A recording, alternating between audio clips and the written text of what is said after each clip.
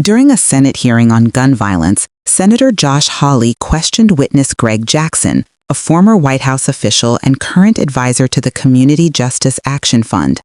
Hawley challenged Jackson over a 2023 report from his organization that appeared to support defunding the police and funding community-based programs instead.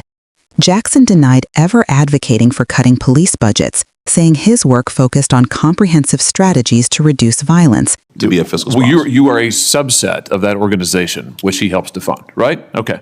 All right. Just wanted to get a level set here. Community programs that acknowledge two-spirit. Look, we are not going to discriminate. What is that? We're not going to discriminate against any nonprofit that what wants is to a help us prevent two-spirit? violence in What our is community. two-spirit? You say don't fund the police, but do fund programs that create safe spaces for two-spirit people.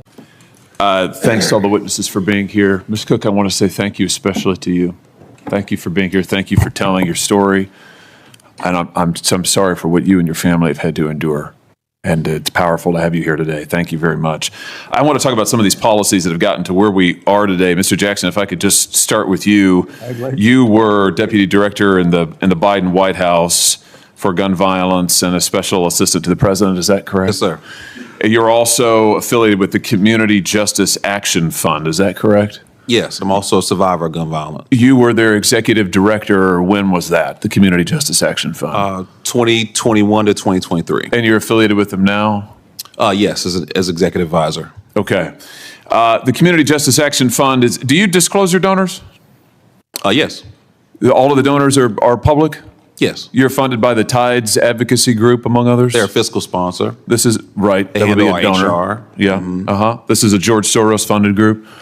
No. He's one of the donors. No.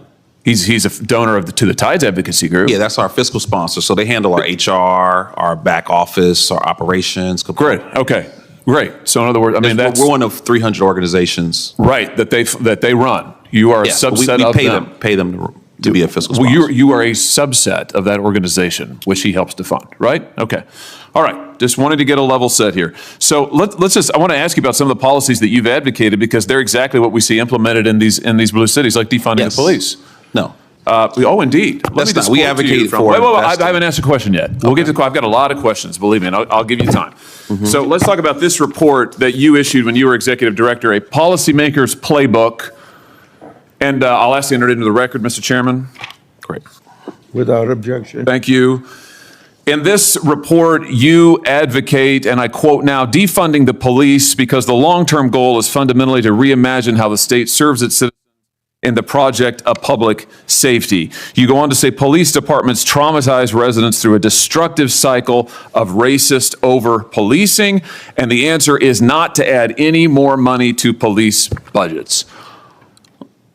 Talk to me about, why is it that denying policing to the most vulnerable communities is a solution? I know that's what the blue cities are doing, but why is that a good idea? Well, look, I in no way stand with defunding law enforcement. I mean, That's what your report says. Sheriff Mike Sheridan, who taught me how to drive when I was 16 years old. Wait. Your report, when And, you were executive director, said you wanted to defund the police. Do you renounce this report? Mr. Jackson, do you renounce the report that you authored as executive director? Here it is. You're the second senator to bring up an op-ed This isn't an op-ed. This is your report, a policymaker's playbook to reduce gun violence without policing communities. Okay. Community Justice Action Fund, copyright 2023, when you were executive director. Now you say you don't know anything about it. Now you say that you haven't heard of it, just like the Democrats who all of a sudden say, oh, we're all for the police. They've been advocating defunding them for years. Okay, well, you can look at documents or you can look at results. My question is, do you renounce this report now? You say you no longer agree with this. And my answer is that I led the efforts to invest $42 billion in law enforcement. You've advocated defunding the police as executive director of an organization that you still lead and are affiliated with. Never see me advocate for that directly. What you see me advocate for what is this a comprehensive approach to reducing violence. Right. The comprehensive approach is defunding the police, which is what this says the entire time. This is so typical of what the Democrats do now. After your policies have transparently failed and led to the deaths of millions of Americans, now you say you've never heard of defunding the police. Your own report recommends it on page after page after page. Let me ask about something else you say. Here's what you say we ought to invest in. Instead of funding the police, here's what we ought to invest in. We need to invest in programs that acknowledge the need for safe space initiatives Yes. led by lesbian, gay, bisexual, two-spirit, trans, and gender nonconforming people. What's two-spirit? Well, look, I don't know exactly. You guys are pulling some interesting quotes. This here. is from your report. If you look at the report, the focus is on investing in violence intervention, outreach workers. What is you say? services. You say that you shouldn't invest in the police, So, but we yeah, ought to so invest in two-spirit community programs that acknowledge two-spirit Look, we are not going to discriminate. What is that? We're not going to discriminate against any nonprofit that What wants is to a help us two-spirit? prevent violence in What our is community. two-spirit? You say don't fund the police, but do fund programs that create safe spaces for two-spirit people. What is?